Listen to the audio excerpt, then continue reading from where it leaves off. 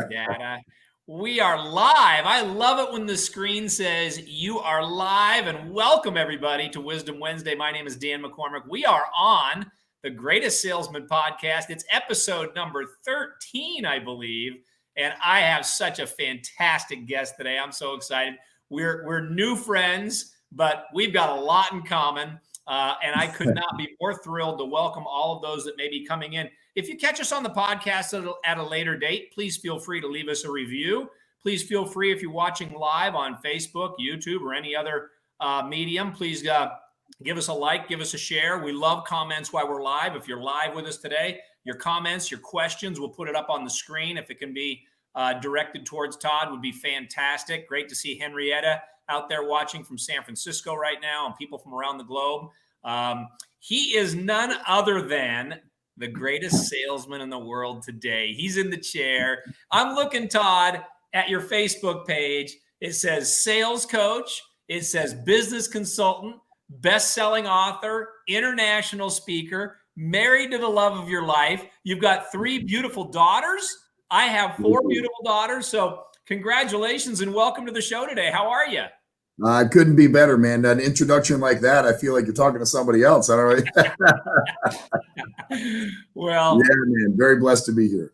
Before we start, Eric's in the room, Debbie's in the room. Let's make sure that everybody knows the most important thing of the day for you already happened. I think you were on the golf course this morning. Am I right about that? I was on the golf course. It was a very rare Wednesday golf outing, but it was a very good friend of mine's birthday, and I promised him that I would go. So I had to go.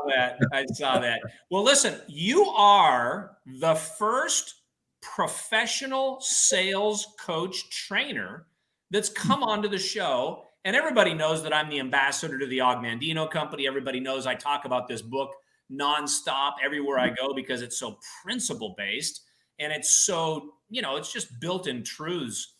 And it's just great to have. And what I love to do, Todd, is I always love to ask my guests every week from a value proposition before we get rolling into some of your content in your book and so on. What are 3 things that shape your life or each and every day of your life, if you could share with us? Sure. I mean, the number one most important thing is my daughters. You know what I mean? Like, it's like every single morning that I wake up, they inspire me to do more. I grew up in a super humble beginning. We have a pretty crazy story like we all do. I'm sure no one story is more important than the others, but man, they guide me to be the best version of me. So that's number one. Number 2, it's the lives of others. I was talking to somebody the other day and I said, they said, what's the most important thing to you in your life? And obviously family, you know what I mean? It's the most important thing, of course, but it's surrounding myself with amazing people that I've had the luxury of touching their lives, even if it's like a tiny bit. And it's funny because you look and it's like, oh, this tattooed guy and a sales coach and et cetera, must be some tough guy. Yeah, I thought I was that guy back in the old days, but what made me tough was putting people first. And I always say I put people before the paycheck. And it shaped me to be just a different human being. And then, thirdly, I always tell people that just the inspiration in general, just being a motivator, it's I love touching and inspiring lives, and I love training people to do more, and I love training people to be the best versions of themselves. But, I want to leave a legacy of inspiration. There's a difference between like motivation and inspiration. I think that you need both, but if you can just inspire people that they can do more, they just seem to reach like multiple different levels. And just those 3 things every day. I mean, just my daughters being able to touch lives and just leaving an inspiring legacy is what gets me up. I think that is such great wisdom, because to have the genuine, authentic you come on and know that that's what inspires you, that is really special. I want to share something with you that I love sharing. I've shared it before at the beginning of the book, because you shared something. What is so cool about number 2 for you is really what Hafid says in the book at the very beginning. I've always counted your friendship as my greatest asset. People before the paycheck. I love that. I hope somebody will type that in the comments here. People before the paycheck is really a beautiful thing. And he's a smart camel, Habib. So. Yeah, exactly. Exactly. So I love that. Now, for those that come on and you haven't met Todd before, you can like his page on Facebook. You can go to his webpage, if you will, at toddspeciale.com. There's videos. You can also download his book. And I want to go to one of your videos if I could, because before we get into some of the things that would be awesome, principally speaking, you said something about in one of your videos online, the 3 golden questions. Now, this is called the Greatest Salesman podcast. So I want to see if we can't talk about those 3 golden questions, because I love number 1. I think it's off the charts. Sure. So, I mean, look, here's the deal for me. I mean, there's, and I would honestly love to like see the video, because a lot of different videos, right? And there are obviously 3 major questions in my life, but if you're talking about 3 specific ones, which ones are you talking about in general? The 3 golden questions. The video on your website where you say the number 1 thing is the ask. You have to ask. Oh yeah, sure. Yeah. You got to ask. I don't know how to ask, and just keep asking until they say yes. Sorry, because there's a lot of videos out there. I know. I probably should have queued that up better. Yeah, no, for sure.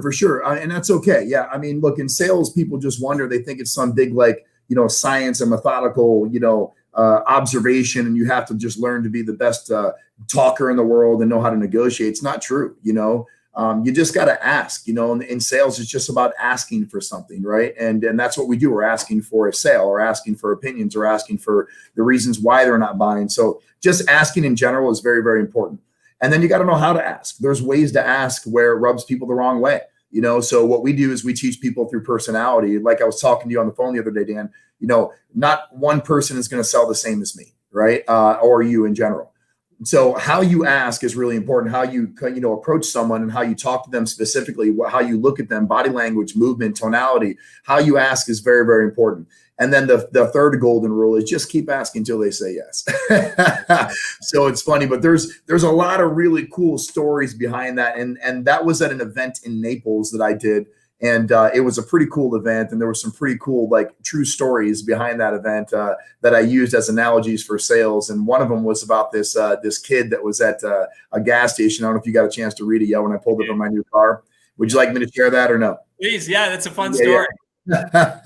So I started making some money, and I just buy my brand new car, which is a white Bentley, and I loved it, right? And I pulled up to a gas station, and I pull in the gas station. I'm in the biggest hurry. Like, I've got a meeting, I've got to hop online, and I got to get home as soon as possible. So I pull in the gas station, I pull up to the gas station pump, and lo and behold, the credit card machine does not work, right? And I'm just like, of course this would happen to me. I'm running late, I got to get back to the house. So what do I have to do?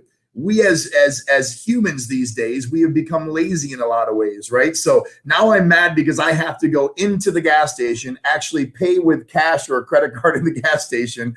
So I get in the line, and the line is like 7 people long. Of course, again, you always know when you're in a hurry, the line's long. And I'm in the line, and I hear this little voice and going, hey, mister, what type of car is that? And I didn't know he was talking to me, right? And I look down, and I'm in a hurry, of course. I said, hey kid, it's it's a white Bentley. And he goes, that's nice. And I thought I was done. And he said, hey mister, he's tugging on my jacket. Hey mister, how fast does it go? And I said, well, I mean, it's pretty fast, kid. It goes, well over 200 miles an hour. And he's just like, oh, okay. And I thought he was done. And he said, hey mister, well, what type of paint is that? Is that like the pearl paint? He's asking me. And it's question after question. It's like the Inquisition, it's just question after question after question.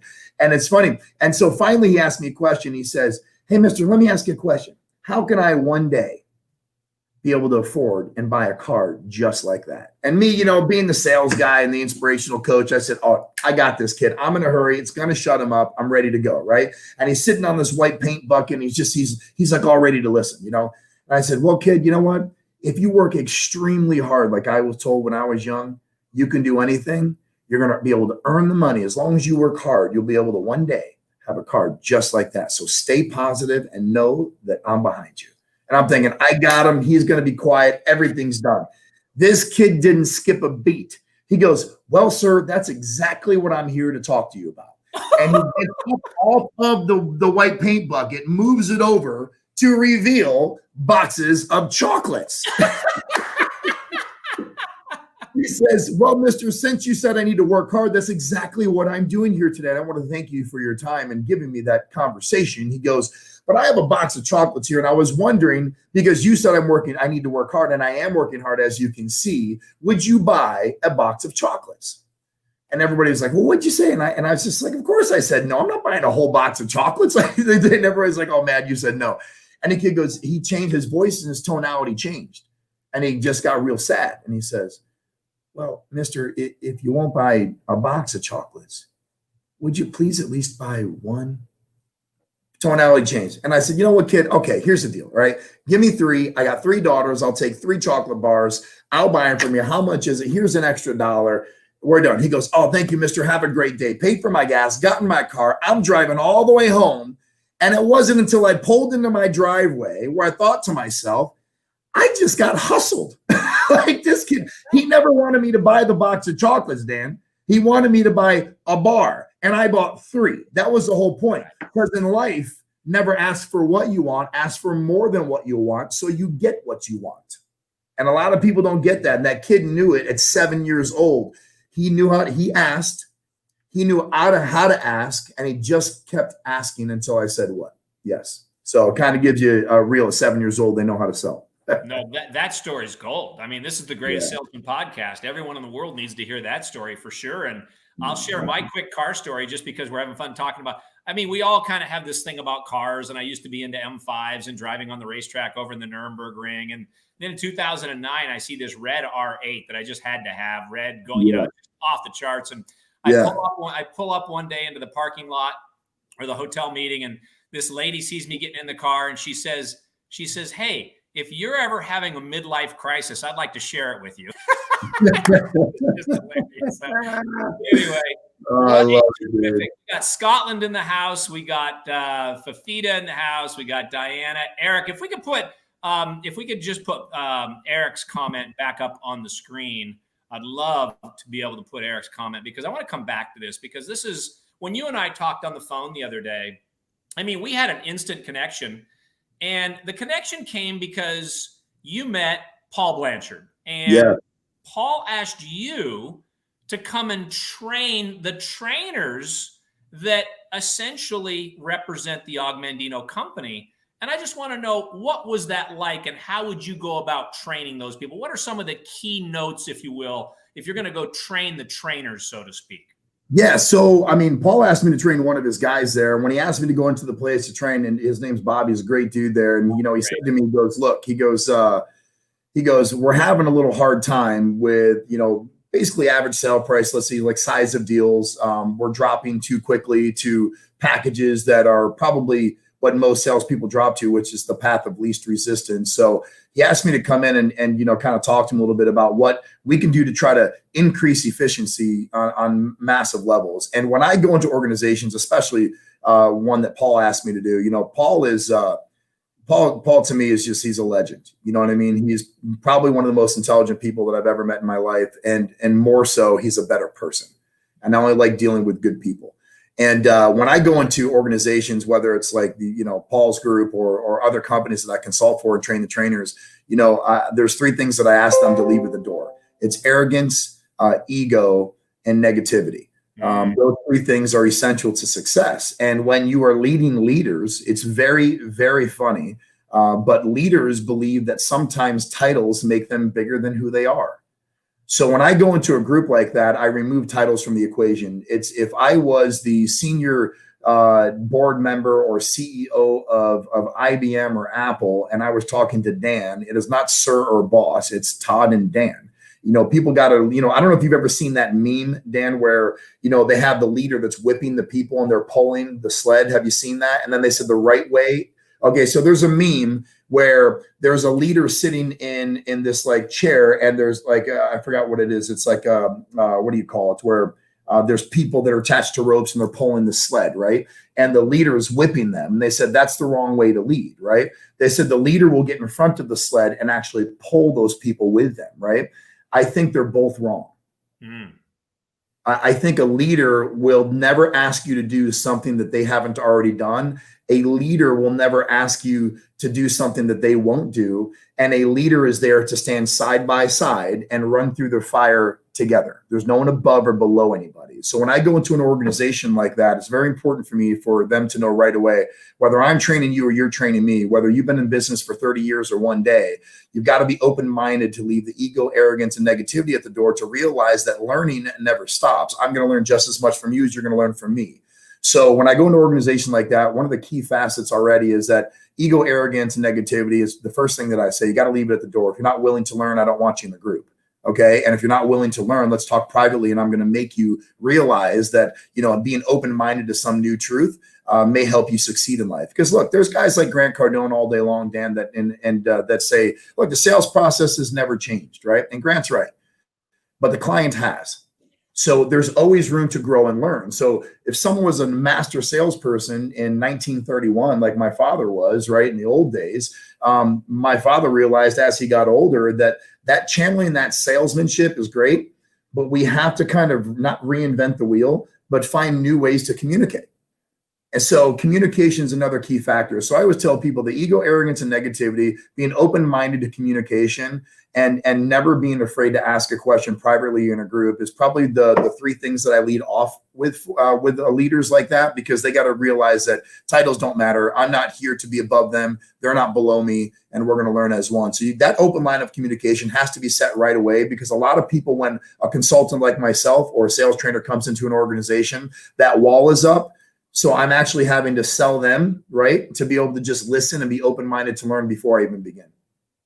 Wow. I mean, I like to take notes, and then I like to rewatch the show and take notes again. I'm going to be taking a lot of notes on that.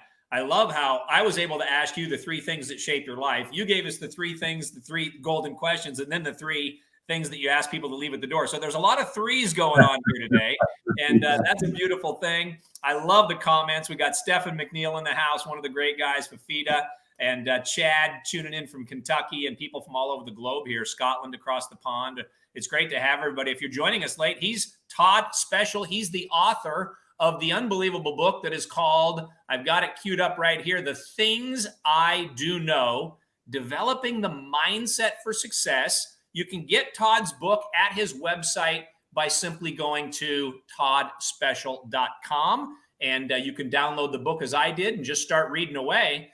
And if you're new with us, at the Greatest Salesman, what we do is we actually get to measure your thoughts. You and I talked about the Habit Finder. If you go to thehabitfinder.com on behalf of the Augmandino Company, our sponsor of the show today, you'll see it going across the screen right here. It's habitfinder.com/Todd, and you can measure your thoughts. It's free. It's an online assessment.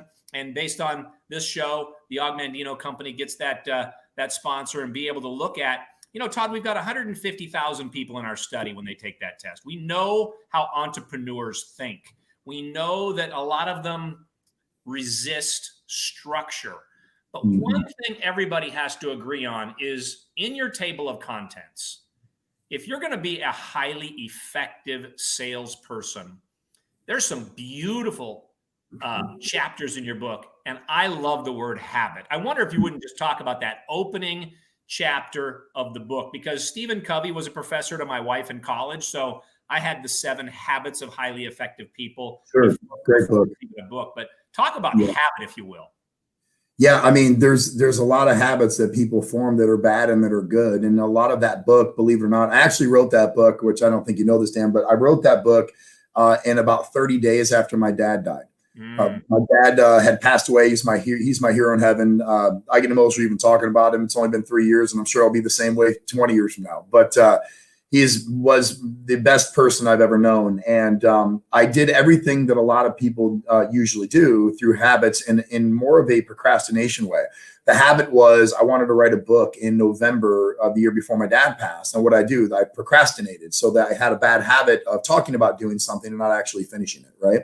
And then as I started writing the book, I'd write one chapter and I'd wait 3 months, and I'd write another chapter and I'd wait 3 months. And then when I was laying next to my dad's deathbed, I was holding his hands, and I remember telling him like this. I was holding his arm and I said, "Hey, Dad, I'm going to write that book." He told me that I needed to be on stage because my parents were wealthy in love, but very, very poor financially. We didn't grow up with a lot, which kind of shaped me to be the human I am. I wouldn't have changed it for anything. What I would have changed is seeing my parents suffer for so many years at Christmases with very little or no presents. And then sometimes we had them, sometimes we didn't. And it was a struggle growing up. But my dad said, you got to tell your story. You're meant to speak in the world, and you've got to write a book about your life. So when I did that, I promised him I would do it. I was holding his arm, and he was all like kind of drugged up, and I was holding his arm like this. And I said, "Hey, Dad," and he was laying in hospice, and I said, I'm going to write that book and I'm going to do it because I love you and you asked me to do it.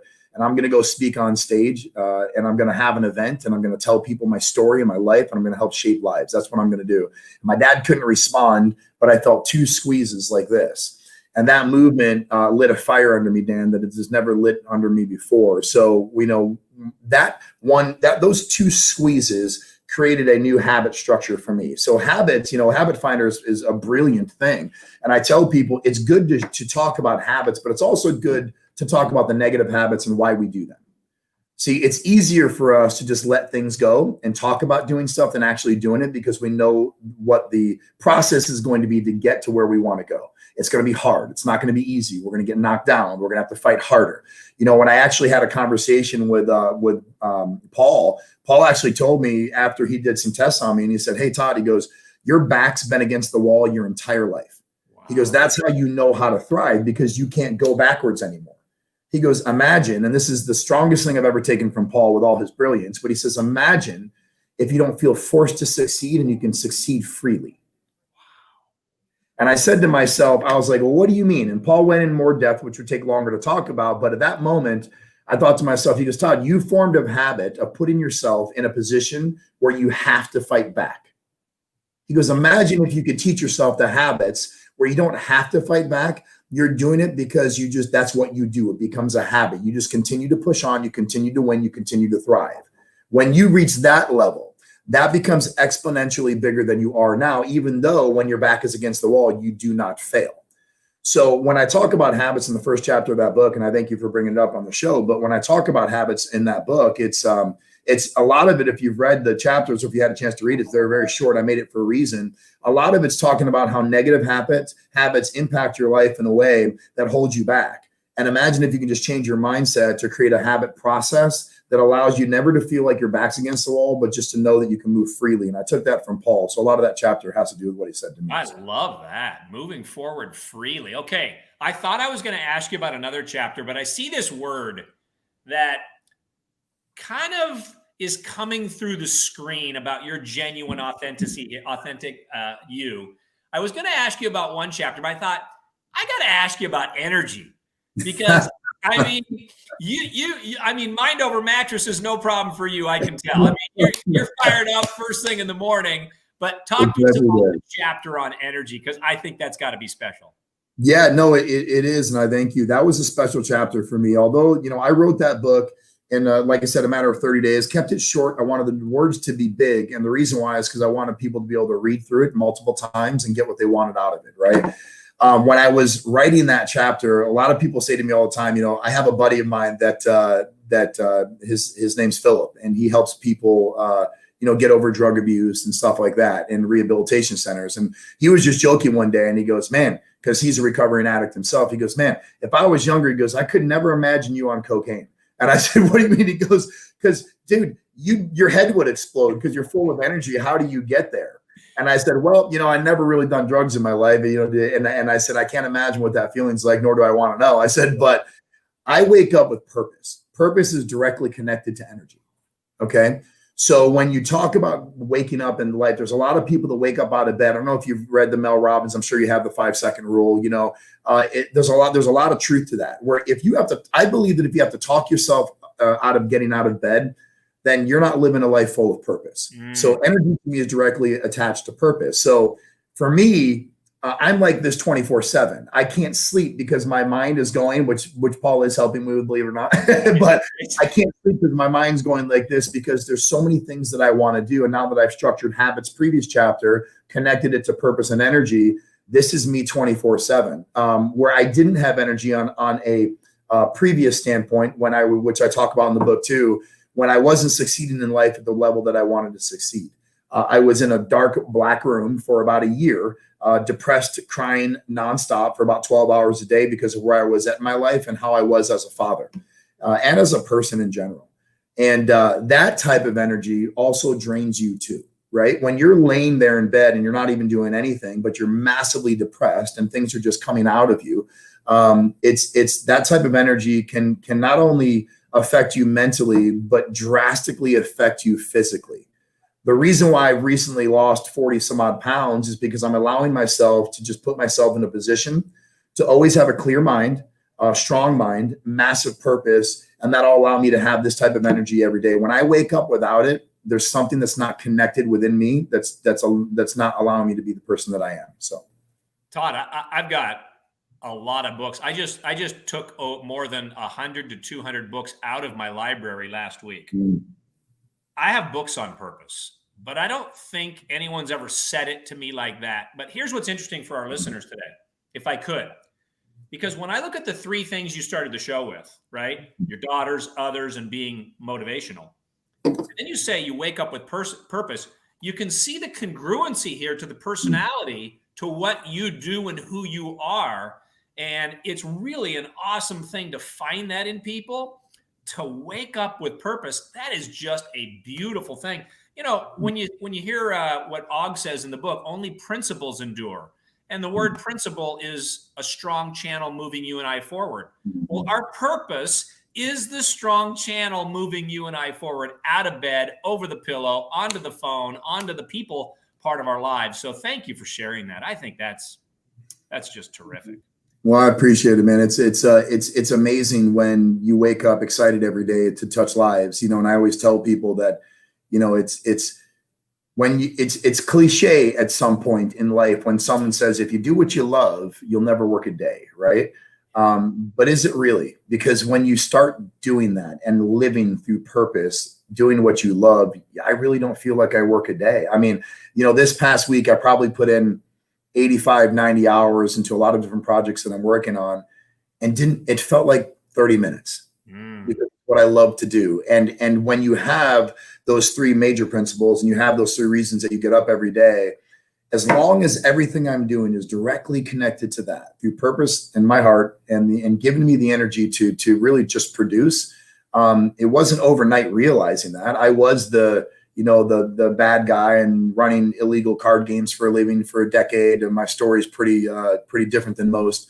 I was the guy that was drinking downtown, always throwing the first punch, and, you know, a decade ago. And to watch my life kind of transform was massively through understanding how gratitude works. And I give a huge shout out to my mentor, who's Danelle Delgado, Yes. who you and I talked about.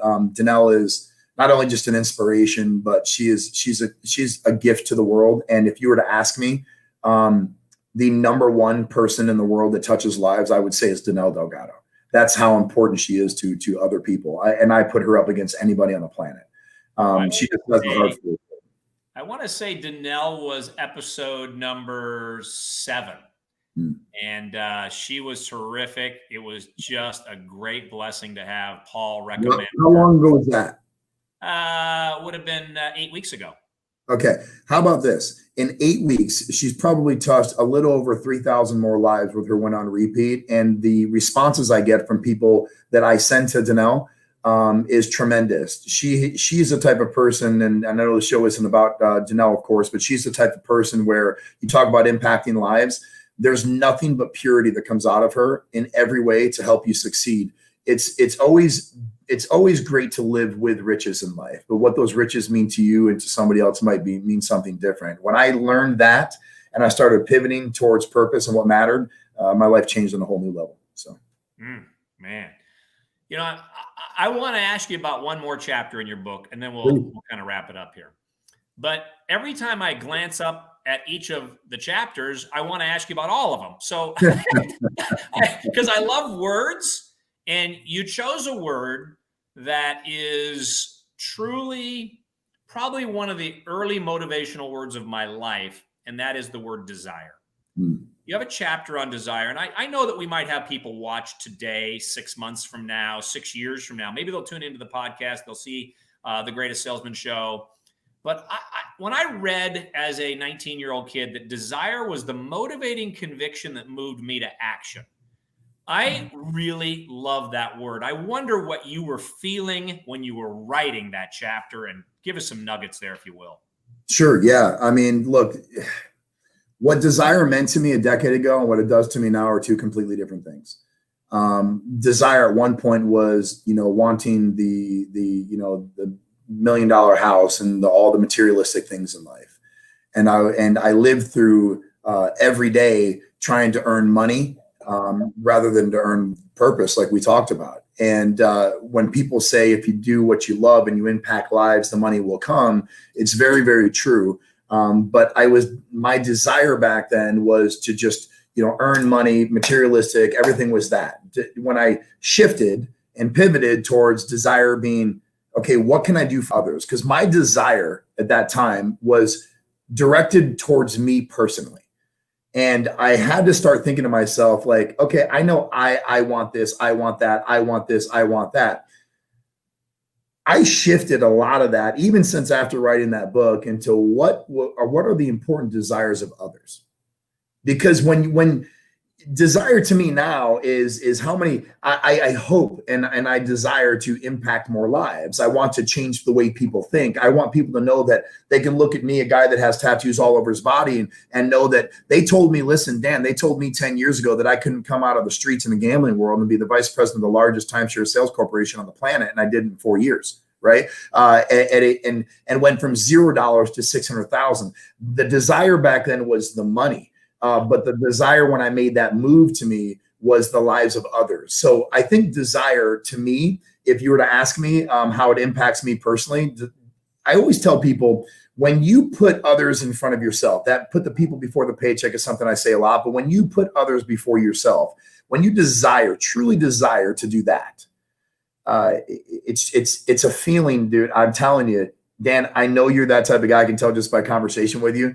But that literally, it allowed me to just open up a plethora of different aspects of my life that I didn't think were there. So we can probably measure desires in a lot of ways. But if you were to ask me what my desires are in my life, it's just to leave a legacy of purpose through others, let them know that they can do more, and prove that it can be done.